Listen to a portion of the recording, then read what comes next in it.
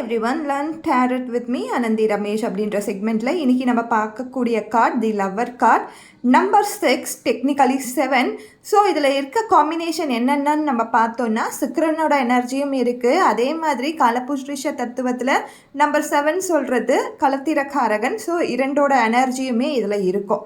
பேசிக்காக நம்ம இதில் பார்க்கும் பொழுது இந்த கார்டு பாசிட்டிவ் சைடில் வரும்பொழுது நம்மளுக்கு லவ் மேரேஜ் நடக்கிறதுக்கு நிறைய வாய்ப்புகள் இருக்குது. இப்போ நம்ம கிளைண்ட் நான் ஒருத்தவங்களை லவ் பண்ணிகிட்ருக்கேன், எனக்கு அவங்க கூட கல்யாணம் நடக்குமா அப்படின்னு நம்ம கேட்குறாங்க. அப்படின்னும் பொழுது இந்த கார்டு வந்துச்சுன்னா, இந்த கார்டு அப்பியர் ஆகும் பொழுது, பாசிட்டிவ் சைடில் அப்பியர் ஆகும் பொழுது கண்டிப்பாக சொல்லலாம் பார்ட்னர்ஷிப், அதாவது மேரேஜ்ன்றது இந்த யூனிவர்ஸ் ப்ளஸ் பண்ணி உங்களுக்கு நடத்தி கொடுக்கும் அப்படின்னு நம்ம சொல்லலாம்.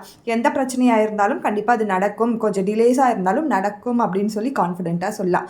அதுவே நெகட்டிவ் சைடில் இருக்கும்பொழுது கண்டிப்பாக இந்த பார்ட்னர் உங்கள் கூட லஸ்ட்டுக்காக மட்டும்தான் இருக்காங்க, உங்கள் கூட அவங்க அஃபெக்ஷனில் இல்லை, லவ்வில் இல்லை, லஸ்ட்டுக்கு மட்டும்தான் இருக்காங்கன்னு சொல்லி கன்ஃபார்மாக சொல்லலாம். ஸோ இதுதான் பாசிட்டிவ் அண்ட் நெகட்டிவ். ஸோ பார்ட்னர்ஷிப்பை குறிக்கிறதும் இந்த கார்டு தான். நாங்கள் 2 பேரும் ஃப்ரெண்டாக இருக்கோம், ஒரு பார்ட்னர்ஷிப்பில் பிஸ்னஸ் பண்ணலாம் இருக்கோம் அப்படின்னா பாசிட்டிவ் சைடில் பண்ணும்பொழுது பார்க்கும்பொழுது கண்டிப்பாக நடக்கும்.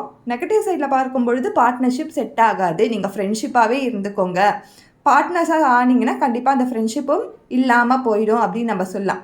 ஸோ இந்த கார்டை பொறுத்த வரைக்கும் ஒரு லக்ஸரி லைஃப், மேரேஜ் லைஃப், அதே மாதிரி ஒரு ஃப்ரெண்ட்ஷிப், பிஸ்னஸோட பார்ட்னர்ஷிப், இது எல்லாமே குறிக்கிற கார்டு தான். இந்த மாதிரி காம்பினேஷனில் உங்களுக்கு இதை தாண்டி உங்களுக்கு வேறு எதை தெரிஞ்சாலும் நீங்கள் கண்டிப்பாக சொல்லுங்கள். கமெண்ட் பாக்ஸில் கமெண்ட் பண்ணுங்கள். Thank you so much. டவுட்ஸ் எது இருந்தாலும் நீங்கள் கேளுங்க, ஜேர்னல் பண்ணுங்கள்.